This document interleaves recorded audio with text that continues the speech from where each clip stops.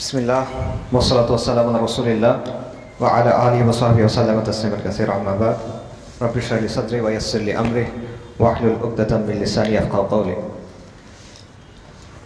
আসসালামু আলাইকুম ওয়া রাহমাতুল্লাহি ওয়া বারাকাতুহু। সালাতের সময় হয়ে গেছে, আমি বেশি সময় নিব না। সালাত ঠিক আছে, সমস্যা নেই। সালাতের সময় হয়ে গেছে, সালাত ফেলে আমরা কথাবার্তা বলতেছি, এটা অতটা ভালো না। তো আমি চেষ্টা করবো যত দ্রুত সম্ভব শেষ করা যায় আর কি। আজকে এই অনুষ্ঠানের নাম হলো প্রজন্মের চিন্তা বিনির্মাণ। সম্ভবত বিনির্মাণ শব্দের দুটো অর্থ হয় আর কি। একটা অর্থ হলো তৈরি করা, আরেকটা অর্থ হলো কোনো কিছু ভেঙে তারপর তৈরি করা। মানে বিনির্মাণের যদি আপনি ইংরেজি করেন, ইংরেজি হবে ডিকনস্ট্রাকশন। সো ডিকনস্ট্রাকশন মানে একটা জিনিসকে ভেঙে ফেলা, আবার নির্মাণ হলো তৈরি করা। তো বিনির্মাণের আমার কাছে সুন্দর অর্থ মনে হয় যে একটা জিনিস ভেঙে তৈরি করা।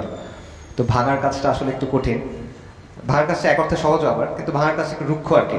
তো আমি কিছু কথা বলবো, এটা হয়তো বা একটু অন্যরকম লাগতে পারে, এটা শুনেন, এটা ভাঙার জন্য আসলে মনে দরকার। আর আরেকটা বিষয় হলো দুইটা ফার্স্টে কথা অ্যাড করা। প্রথমটা হলো যে আইডল কথাটা আমরা ইউজ না করি। আইডল শব্দের অর্থ হলো মূর্তি, ঠিক আছে না? আইডল শব্দের আইডোলেট্রি, মূর্তি পূজার ইংরেজি কি? আইডোলেট্রি, রাইট? সো আইডল শব্দের মাত্র হলো মূর্তি। তারুণ্যের আইডল, তারুণ্যের আইকন, এই কথাগুলো মোহাম্মদ থেকে বলে, আমি বুঝি। আমি কারো সমালোচনা করার জন্য বলছি না, ইন জেনারেল এগুলো আমাদের ইউজ করা উচিত না। আমরা আপনার ভাই, কিছু কথা বলতেছি, এটাই, এর বেশি আর কিছু দরকার নেই, আলহামদুলিল্লাহ। আরেকটা বিষয় হলো যে আলোচনার বিষয়বস্তু। আলোচনার বিষয়বস্তু নিয়ে আমার সবসময় কষ্ট হয়। ভাইরা আগে থেকে আলোচনার বিষয়বস্তু ঠিক করতে চায়, কিন্তু আমার একদম লাস্ট মোমেন্টে গিয়ে আলোচনার বিষয়বস্তু ঠিক হয়। সো এটা একটা ঝামেলা হয়ে যায় যে শিরোনামের সাথে দেখা যায় আমরা আলোচনা মিলে না, এটা খুব কমন হয় আমার। তো এখানেও আলোচনার বিষয়বস্তু হলো আধুনিক বিষয় ব্যবস্থা, বাট আমার আলোচনার বিষয়বস্তু এটা না। আমার আলোচনার বিষয়বস্তু কিছু সম্পর্ক আছে, বাট একটু ডিফারেন্ট, ঠিক আছে? আমার বিষয়বস্তু হলো যে আধুনিক বিশ্ব ব্যবস্থা যেটা, এটা আপনার জন্য এটার বাস্তবতা কি, এবং এখানে আপনার চিন্তা করাটা কিভাবে উচিত, আপনার কি করা উচিত, এই জিনিসটা, ঠিক আছে? সো ধরেন আধুনিক বিশ্ব ব্যবস্থার অনেক ইস্যু এখন আছে, গরম গরম ইস্যু। মনে করেন আমেরিকা এবং চীনের নতুন স্নায়ুযুদ্ধ হচ্ছে, নতুন কোল্ড ওয়ার, মাল্টিপোলার ওয়ার্ল্ড, বহু মেরুর বিশ্ব। আগে খালি আমেরিকা ছিল, এখন চীন, আমেরিকা, রাশিয়া, নানা জায়গায় নানা সেন্টার অফ পাওয়ার তৈরি হচ্ছে, এটা একটা বিষয় আছে। ট্যারিফ যুদ্ধ, এটা নিয়ে একটা বিষয় আছে। আরাকানের করিডোর, এটা নিয়ে একটা আলোচনা আছে। চট্টগ্রামের বন্দর দিয়ে দিচ্ছে কাকে, এটা নিয়ে কথা আছে। আজকে রাত থেকে ভারত পাকিস্তান যুদ্ধ হবে কিনা, এটা নিয়ে কথা আছে। আমি ফেসবুকে ঢুকে দেখছি এটা নিয়ে গরম হয়ে আছে ফেসবুক, যে গাছবাতুল হিন্দ শুরু হয়ে যাচ্ছে, এরকম একটা ব্যাপার। তো সংস্কার নাকি নির্বাচন, এটা দেশের মধ্যে কথা আছে। ইউরোপিয়ান ইউনিয়ন এটা নিয়ে কথা বলে। তো এরকম অনেকগুলো বিষয় আছে, অনেক ইস্যু আছে। আমি চেষ্টা করব এই জায়গাটাতে আমরা যেন একটু সিস্টেম্যাটিক্যালি চিন্তা করতে পারি। যেমন মনে করেন আপনারা সবাই সরল অঙ্ক করছেন না? সরল অঙ্ক কিন্তু ধাপে ধাপে আপনারা আগাইতে হয়, এক লাইনে শেষ হয় না। অনেকগুলো লাইন ধাপে ধাপে করে অঙ্কটা মেলাতে হয়। যে কোনো সিস্টেম্যাটিক চিন্তা কিন্তু এভাবে করতে হয়। যে কোনো, এটা আপনি সেকুলার চিন্তা বলেন বা যদি আপনি ইলমি চিন্তা বলেন, ধরেন তাফসিরের আলোচনা, ধাপে ধাপে আগায়, কিন্তু ফট করে একটা কথা বলে দেয় না। হাদিসের ব্যাখ্যা, ফিখে সবচেয়ে বেশি এটা হয়। ইস্তিমবাদ যখন করা হয়, একটা রুলিং যখন আসে, ধাপে ধাপে, যে এটা হলো নস, এটা হলো শানে নজুল, এটা অমুক বলছেন, এটা তমুক বলছেন, তারপর সমন্বয় করে আমরা একটা জিনিস পাচ্ছি, রাইট? তা আমাদের চিন্তা আসলে এভাবে করা উচিত, বিশেষ করে বড় বড় সমস্যা নিয়ে। কিন্তু আমরা এভাবে চিন্তা করি না। আমরা চিন্তা করি এক লাইনে চিন্তা, যেটা একটু মানে ভাল লাগে শুনতে, বলতে ভাল লাগে, সহজ লাগে, একটু উত্তেজনা হয়। এটা চিন্তা হিসেবে এটার কোয়ালিটি ভালো না। চিন্তা ভালো হয় যখন আপনি ধাপে ধাপে চিন্তা করতেছেন এবং আপনি প্রত্যেকটা ধাপকে চেক করতেছেন, এটা ঠিক আছে, আগের লাইনের সাথে মিলতেছে, পরের লাইনটা মিলতেছে, এভাবে। তো জাতি হিসেবে আমরা এভাবে চিন্তা করতে পছন্দ করি না, বাঙালিরা। আর আমাদের ইসলামিস্টদের মধ্যেও এটার তুলনা, মানে ইসলামপন্থী যারা আমরা বলি, তাদের মধ্যেও এটার প্রবণতাটা কম। তা আমি চেষ্টা করবো কয়েকটা জিনিস একটু মিলানোর জন্য। এই জন্য আলোচনাটা বোরিং লাগবে, কিন্তু অ্যাটলিস্ট আমার সাথে যদি একমত নাও হন, কিন্তু এভাবে যদি আপনারা নিজেরা চিন্তা করার চেষ্টা করেন, ইনশাল্লাহ এটা উপকার হবে, ক্ষতি হবে না, ঠিক আছে? আর মানে এন্টারটেইনিং অনেক বক্তব্য আছে, ইনশাল্লাহ আপনাদের ওটার অভাব হবে না। আপনারা এটা আমার কাছ থেকে না পাইলেও আর কারোর কাছ থেকে পাবেন ইনশাল্লাহ। আচ্ছা, সো আমি যেটা বলছিলাম যে আমাদের সামনে অনেক ইস্যু, অনেক সমস্যা, অনেক সংকট, অনেক কিছু। ওই যে বাংলা একটা প্রবাদ আছে যে সর্বাঙ্গে ব্যথা ঔষধ দিব কোথাও, যে সব জায়গায় ব্যথা, ওষুধটা কই দিব, রাইট? এবং আমাদের অবস্থা অনেকটা এরকম হয়েছে যে আমরা হারায় গেছি কোথায় আছি এটাও বুঝতেছি না, কোথায় যাবো এটাও বুঝতেছি না, কিভাবে যাবো সেটা তো বুঝতেছি না। তো এই জায়গাটায় যদি আমাদের একটা স্পষ্ট করতে হয় বিষয়টা, বা নিজের মধ্যে চিন্তার একটা ক্ল্যারিটি আনতে হয়, তাহলে প্রথমে যে বিষয়টা বুঝতে হবে যে এখানে মূল সমস্যা কোনটা। আমি আপনাদের একটা উদাহরণ দিই। মনে করেন একটা মানুষ খুব অসুস্থ, তার মধ্যে অনেকগুলো উপসর্গ আছে, জ্বর, বমি, মাথা ব্যথা, প্রচণ্ড পেটে ব্যথা, রক্ত পড়তেছে, মাড়ি দিয়ে রক্ত পড়তেছে, মুখ থেকে রক্ত পড়তেছে, হয়তো বাথরুম গেলে রক্ত পড়তেছে, ব্লাড প্রেশার কমে গেছে। এখন এগুলো তো উপসর্গ। আপনার ঠিক করতে হবে যে উপসংহার পেছনে কি আছে, কেন এই জিনিসগুলো হচ্ছে। কোনো একটা মূল সমস্যা আছে যেই কারণে এই ব্যাপারগুলো হচ্ছে, ঠিক আছে? সো ডাক্তার কি করবে, সে এগুলো দেখবে এবং তারপর সে বলবে যে এটার মূল আন্ডারলাইন প্রবলেম হলো এটা। এখন ডেঙ্গু হলে এই সবগুলা উপসর্গ আসে। কিন্তু আপনি যদি ডেঙ্গুর চিকিৎসা না করে, তার শরীরে র্যাশ হয়েছে, সেই র্যাশের চিকিৎসা করেন, বা জ্বর হয়েছে, নাপা খাওয়ান, তাহলে তো হবে না। আপনার মূল সমস্যা কোনটা, মূল কারণ কি, মূল রোগ কি, সেটা চিহ্নিত করতে হবে এবং সেটার সমাধানের কথা ভাবতে হবে। এটা খুব ইম্পর্টেন্ট। সো প্রিন্সিপাল সমস্যা কোনটা, মানে মূল সমস্যা কোনটা, এটা আমাদের আইডেন্টিফাই করতে হবে। তা না হলে উপসর্গ থেকে যাবে। আপনি একটা উপসর্গের চিকিৎসা করবেন, একটা সিমটমের চিকিৎসা করবেন, আরেকটা সিমটম দেখা দিবে, এটা হতে থাকবে। তো এটা যেরকম রোগীর ক্ষেত্রে বললাম, এটা সমাজের ক্ষেত্রে চিন্তা করেন। সমাজের ক্ষেত্রে মানব সমাজের মধ্যে মৌলিক একটা দুটা সমস্যা থাকে, মূল একটা দুটা রোগ থাকে। ওই রোগের কারণে অনেকগুলো সিমটম দেখা দেয়। তা আমাদের সমাজে মনে করেন অনেক ধরনের সমস্যা আছে, দুর্নীতি আছে, অন্যায় আছে, অবিচার আছে, মানুষ হক পায় না ঠিক মতো, ইনসাফ নাই, বিচার হয় না ঠিক মতো, শিক্ষার সমস্যা আছে, সন্ত্রাসের সমস্যা আছে, এরকম অনেক কিছু আছে। কিন্তু এগুলো সব উপসর্গ, এগুলোর পেছনে একটা মূল কারণ আছে এবং এটা সমাধান করতে হলে আপনার ওই জায়গাটাতে ওষুধ দিতে হবে। মূল কারণটা চিহ্নিত করে ওটার জন্য একটা ওষুধ দিতে হবে। তো সেটা কোনটা, এইটা আমাদেরকে আইডেন্টিফাই করতে হবে যে আমাদের সমাজের মূল সমস্যা কোনটা, প্রধান কনফ্লিক্টটা কোন জায়গায়, প্রধান দ্বন্দ্বটা কোথায়, প্রধান সমস্যাটা কোন জায়গায়। এটা ইসলামের জায়গা থেকে চিন্তা করেন। ধরেন নবী সাল্লাল্লাহু আলাইহি ওয়াসাল্লামের নবুয়তের সময় এখন আমরা জিওপলিটিক্যাল অনেক কথাবার্তা বলি না, জিওপলিটিক্স, তখনও তো জিওপলিটিক্স ছিল। ভূরাজনীতি তখন ছিল না, ছিল। তখন সবচেয়ে বড় দুটো পরাশক্তি ছিল পার্সিয়ান এম্পায়ার, পারস্য সাম্রাজ্য, আর রোমান সাম্রাজ্য। এবং তাদের মধ্যে যুদ্ধ হতো, শত শত বছর তাদের মধ্যে যুদ্ধ হয়েছে, লক্ষ লক্ষ মানুষ মারা গেছে। তখনকার সময় লক্ষ লক্ষ, মানে তখন এত মানুষ ছিল না, তখনও লক্ষ লক্ষ মানুষ মারা গেছে।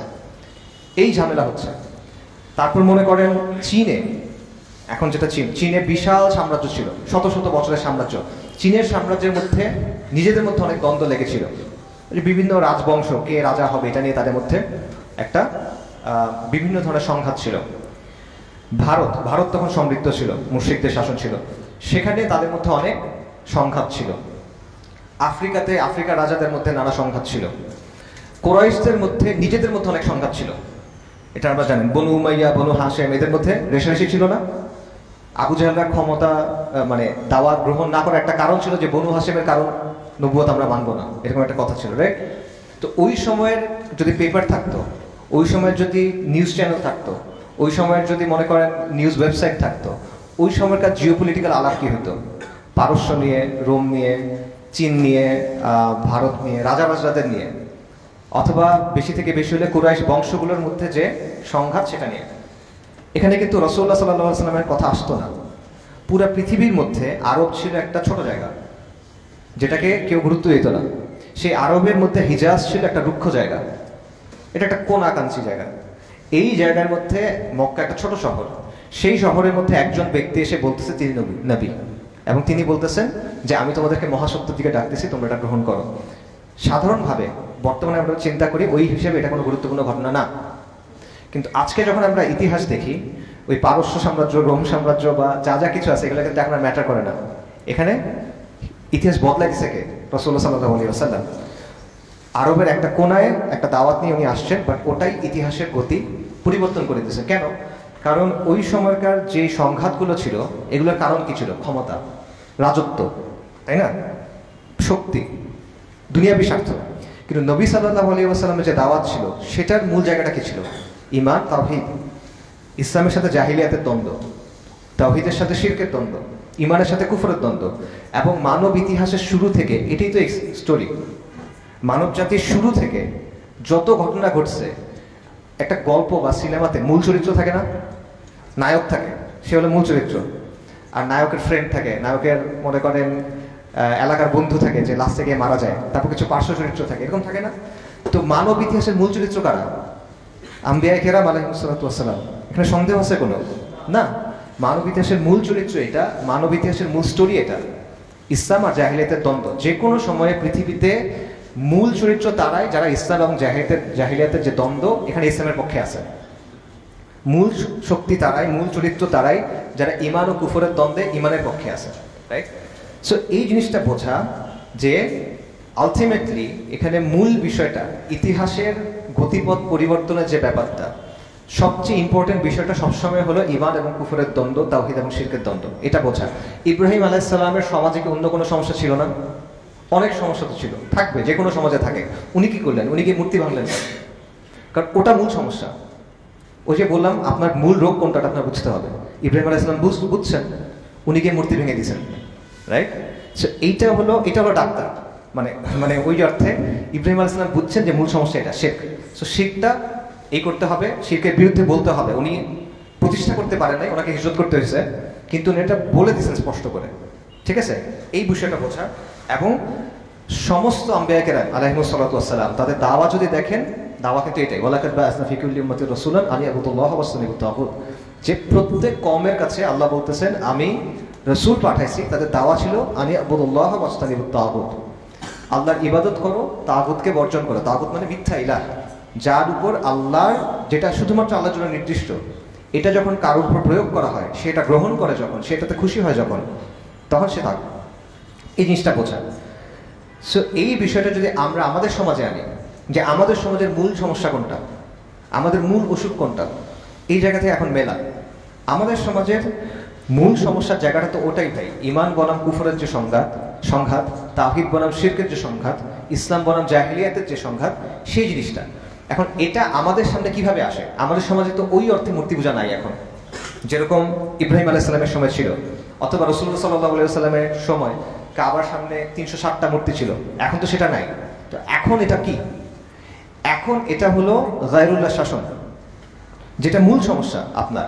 এই যে আপনি শিক্ষা ব্যবস্থা নিয়ে এত কথা বলতেছেন, আপনার এখানে তো ইংরেজদের এক ঐতিহাসিক ছিল, সে বলতেছিল যে ব্রিটিশরা যে পলাশির যুদ্ধের আগে আর কি, বাংলায় প্রতি 400 জন মানুষের জন্য একটা মাদ্রাসা ছিল, প্রতি 400 জনের জন্য একটা মাদ্রাসা ছিল। তো এটা ছিল, এখন নাই কেন? ওরা ভেঙে দিছে, তাই তো নাই? এই জন্যই তো ওরা সেটা সরাই দিয়েছে, সেই জন্যই তো নাই।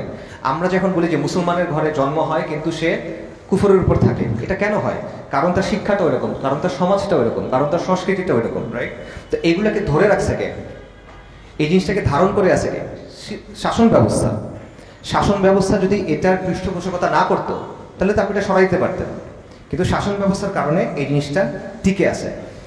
ইসলাম আর কুফরের যে দ্বন্দ্বটা, ইসলামের সবচেয়ে পূর্ণাঙ্গ রূপটা কখন হয়? মানে আপনি যদি চান যে ব্যক্তি না, সমাজ না, সবার মধ্যে ইসলামটা থাকবে, সবাই ইসলামটা মানবে, এটা প্রয়োগের উপায় কি? শাসন। নবী সাল্লাল্লাহু আলাইহি ওয়াসাল্লাম গিয়ে ইসলামী হুকুমত কায়েম করছেন, রাইট? সো ইসলামী হুকুমতের মাধ্যমে ইসলামের সবচেয়ে ব্যাপক রূপটা প্রকাশিত হয়, প্রতিষ্ঠিত হয়। উল্টা কথাটাও সত্য, কুফরি শাসনের মাধ্যমে কুফরের সবচেয়ে ব্যাপক রূপটা প্রতিষ্ঠিত হয়, প্রকাশিত হয় এবং মানুষের মাথার মধ্যে গেঁথে যায়। এটা হলো বাস্তবতা। তো এই কারণে আমাদের যত সংকট আছে, দেখেন আপনি হিসাব করে দেখেন, এই যে আমরা যে এলজিবিটি সমস্যার কথা বলি, মাদকের সমস্যার কথা বলি, এরকম নানা যত সমস্যাগুলোর কথা বলতেছেন, ঘুরে ফিরে দেখেন আপনি এটা সমাধান কার কাছে চান? শাসকের কাছে গিয়ে চাচ্ছেন, কারণ সেই অ্যাকচুয়ালি পারে এটা সমাধান করতে। এবং তারা চাচ্ছে দেখে, ইভেন ধরেন আমি এক ভাষার কথা বলছিলাম, মিশনারি দাওয়া করে বাংলাদেশে, কাদিয়ানিরা যে দাওয়া করে এবং অনেক মুসলিম তারা মুরতাদ হয়ে যাচ্ছে, তাদেরকে পৃষ্ঠপোষকতা কি করে? শাসন ব্যবস্থা করে, রাইট? কারণ এটা একটা কুফরি নিজাম, এটা কুফরের শক্তি প্রতিষ্ঠা করে দিয়ে গেছে, কুফরের পৃষ্ঠপোষকতা করবে, ইসলামের বিরোধিতা করবে, এটা হলো বাস্তবতা। কাজেই এই জায়গায় আধুনিক যে শাসন ব্যবস্থা, গায়রুল্লাহ শাসন যে ব্যবস্থা, সেকুলারিজম যেটাকে বলা হয়, এটার সাথে ইসলাম সম্পূর্ণ বিপরীতমুখী। এই শাসন ব্যবস্থা বলে যে শাসনের ভিত্তি হবে মানুষের আকল, মানুষ চিন্তা ভাবনা করে বিভিন্ন মতবাদ বানাইছে, বিভিন্ন ব্যবস্থা বানাইছে, এটার মাধ্যমে শাসন হবে। আর ইসলাম বলে ইনিল হুকমু ইল্লা লিল্লাহ, আল্লাহ সুবহানাহু ওয়া তাআলার ইবাদত যেমন আল্লাহ সুবহানাহু ওয়া তাআলার জন্য, দোয়া যেমন আল্লাহ সুবহানাহু ওয়া তাআলার জন্য, শাসনের কর্তৃত্ব আল্লাহ আযজা ওয়া জাল্লার জন্য। এবং এটা মানুষ চালাবে, কিন্তু এই ব্যবস্থাটা মানুষ চেঞ্জ করতে পারবে না। ব্যবস্থার মধ্যে খুঁটিনাটি কিছু বিষয় আছে যেখানে হয়তো আপনি পরিবর্তন করতে পারবেন, কিন্তু মৌলিক ব্যবস্থাটা আল্লাহ আযজা ওয়া জাল্লা ঠিক করে দেওয়া। সো এই জায়গায় দুইটা জিনিস মুখোমুখি দাঁড়ায় আছে। এবং আপনার শত্রু যদি একটা, মনে করেন কারোর সাথে আপনার শত্রুতা আছে, সেই শত্রু একটা গ্রামের উপরে গালেব, সেই পুরো গ্রামটা নিয়ন্ত্রণ করে, ওই গ্রামে আপনি কীরকম অবস্থায় থাকবেন? আপনি দুর্বল অবস্থায় থাকবেন, আপনার মাথা নিচু করে হাঁটতে হবে, আপনি চেষ্টা করবেন রাস্তায় বের হয়ে তাড়াতাড়ি শেষ করে বাসায় ফেরত চাইতে, তাই না? আপনি ভয়ের মধ্যে থাকবেন, আপনি কোণঠাসা হয়ে থাকবেন। আমাদের অবস্থাটা কীরকম? একই অবস্থা। তো এই সমস্যাটার মূল জায়গাটা হলো এই জায়গাটা। সো এখানে মৌলিক যে দ্বন্দ্বটা, সেই দ্বন্দ্বটা হলো আমাদের সমাজের জন্য ইসলামী ব্যবস্থা আর কুফরি ব্যবস্থার মধ্যে যে দ্বন্দ্ব, সেটা, এটার সলিউশন যদি না হয়, অন্য যত সমস্যা আপনি দেখতেছেন এটার সমাধান হবে না।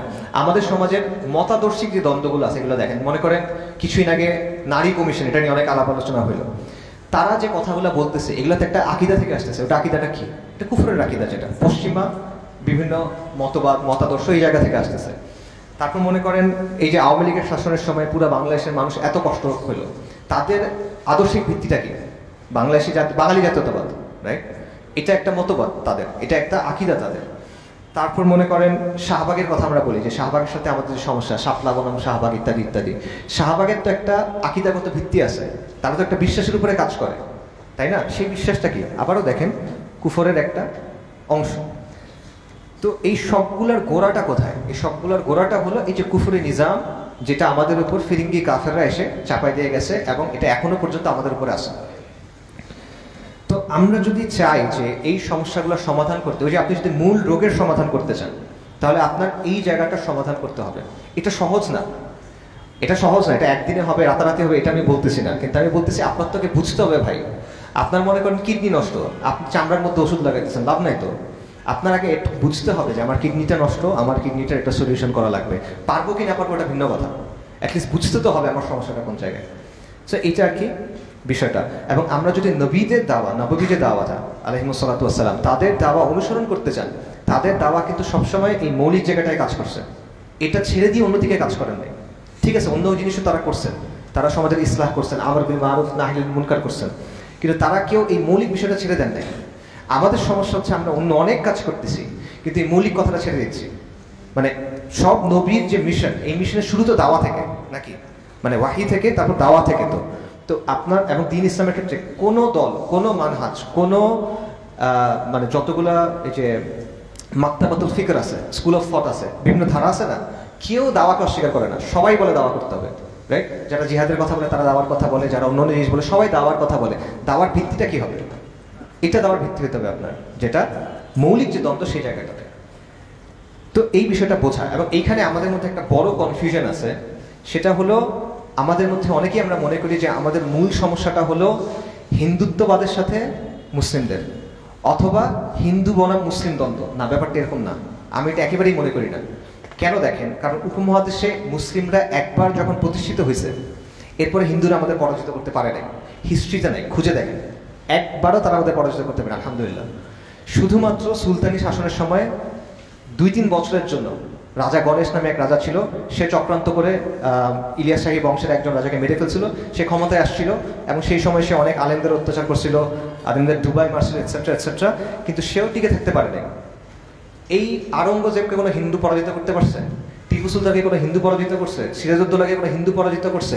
এইখানে যে মুসলিম সালতানাত ছিল, কোনো হিন্দু পরাজিত করতে পারছে? পারে নাই। কে পরাজিত করছে আমাদেরকে? ফিরিঙ্গিরা পরাজিত করছে। হিসাব করে দেখেন, আমরা একবার এখানে প্রতিষ্ঠিত হওয়ার পর মুশরিকিনরা আমাদের কখনো পরাজিত করতে পারে নাই, আমরা বারবার তাদের পরাজিত করছে। মুশরিকরা কি করছে? ওরা হলো ইংরেজদের জুনিয়র পার্টনার হিসেবে সামনে আসছে, ইংরেজদের সামনে রাখছে, ওরা ইংরেজদের পিছনে গিয়ে বুদ্ধি দিচ্ছে, ইংরেজদের মানে কর্মচারী হিসেবে তারা কাজ করছে, তাই না? বাট মূল শত্রুটা কারা ছিল? ইংরেজরা। এবং তারা আমাদের শিক্ষা ব্যবস্থা, আমাদের সমাজ ব্যবস্থা, আমাদের শাসন ব্যবস্থা, আমাদের রাজনৈতিক ব্যবস্থা প্রত্যেকটা জিনিস ভেঙে চুরে দিয়ে গেছে। এবং যাবার সময় তারা কি করছে? তাদের একটা ব্যবস্থা আমাদের উপর চাপাই দিয়ে গেছে।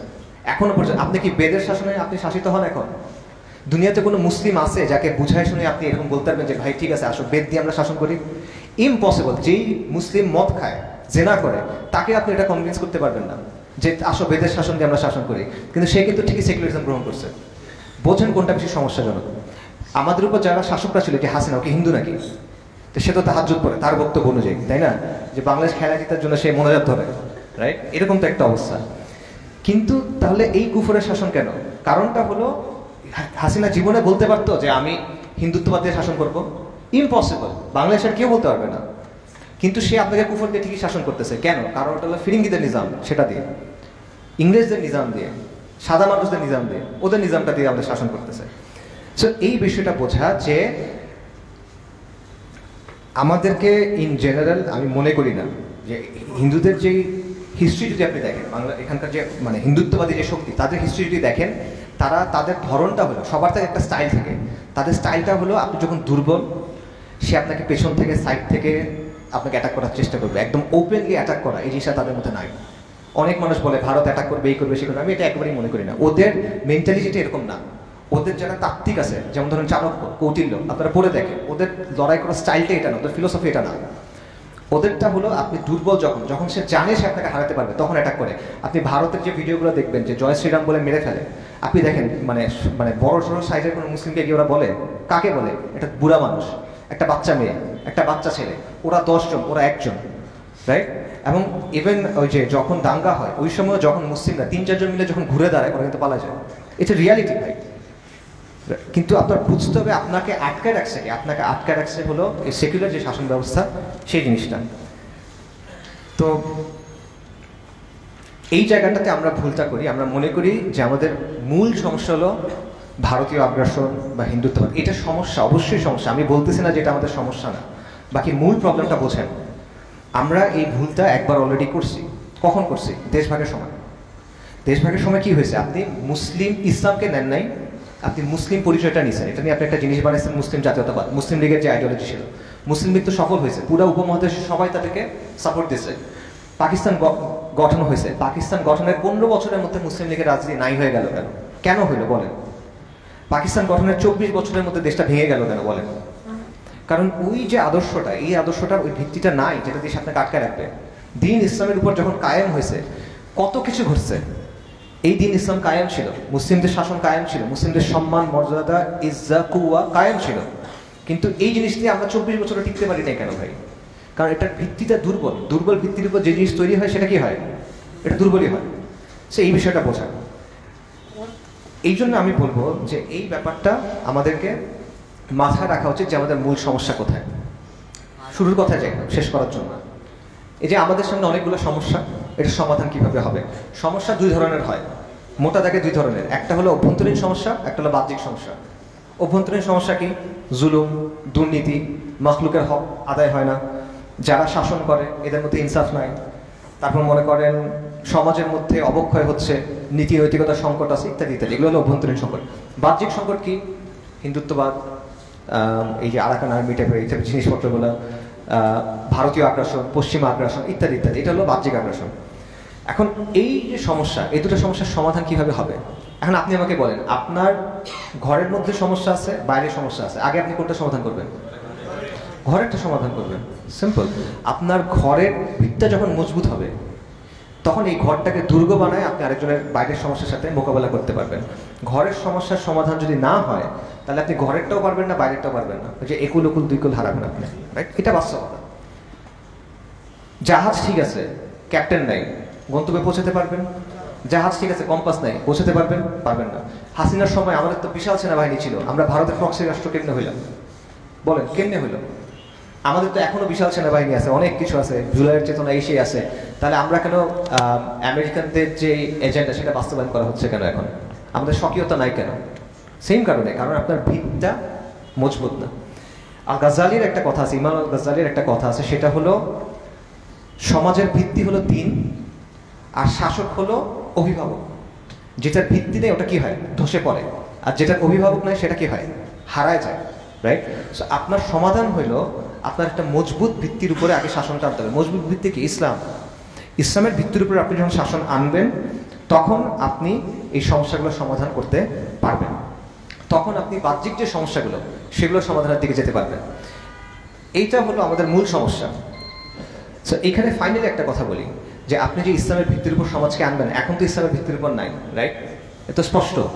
আপনি ইসলামী শাসনের উপর আনবেন, এই শাসনের উপর যে আনতে হবে এই প্রসেসটা কি, মানে আপনি এটা কিভাবে করবেন, এই প্রসেসটা, এটা আমি আগে অনেক জায়গায় আলোচনা করছি, এটা কোনো মানে একটা দুটা জিনিস পরিবর্তন করার প্রসেস না, এটা হলো একটা পুরো কাঠামো পরিবর্তন করার প্রসেস।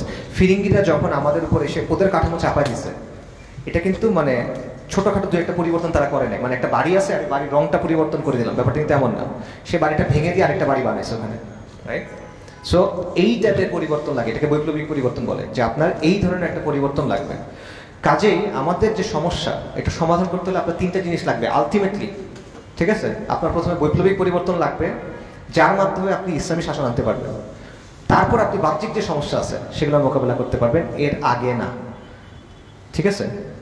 এটা হলো, এটার মানে এটা না যে আমি অন্য কাজগুলোর গুরুত্বকে অস্বীকার করতেছি। মক্তবের কাজ, দাওয়াতের কাজ, মাদারিসের কাজ, দাওয়াত ও তাবলীগের কাজ, অন্যান্য যেই কাজ আছে অবশ্যই এগুলো গুরুত্বপূর্ণ। আমি বলতেছি না এগুলো সব বন্ধ করেন, এটা নিয়ে চিন্তা না, অবশ্য না। এগুলো যা যা প্রয়োজন এগুলো আপনি করেন, নো প্রবলেম, এগুলো আরও অনেক বেশি হওয়া উচিত। বাকি আপনি যখন চিন্তা করবেন, আপনি যখন ভাববেন যে আমরা এখন কোথায় আছি, আমাদের কোথায় যাওয়া দরকার, তখন এটা বোঝেন যে আমরা এই জায়গাটায় আছি। আমাদের সামনে মূল সমস্যাটা হলো ইসলাম আমাদের দরকার, সেটা নাই, এখানে একটা কুফরি নিজাম আছে যেটাকে সেকুলার ব্যবস্থা বলা হয়, এবং এটাকে যদি আমার পরিবর্তন করতে হয় আমার একটা বৈপ্লবিক পরিবর্তন লাগবে। তারপর যদি ইসলামী শাসন আসে, তারপর আমি বাহ্যিক শত্রুর মোকাবেলা করতে পারবো, ঠিক আছে? সো আপনারা কোথায় আছেন আর কোথায় যাইতে হবে এটা বললাম। এখন যাবেন কিভাবে ওটা অন্য একদিনের আলোচনা, এখন সুযোগ নেই, টাইম শেষ। আখির দাওয়ানা আলহামদুলিল্লাহি রাব্বিল আলামিন। আসসালামু আলাইকুম ওয়া রাহমাতুল্লাহি ওয়া বারাকাতুহু। জাযাকুমুল্লাহু আহসানাল জাযা।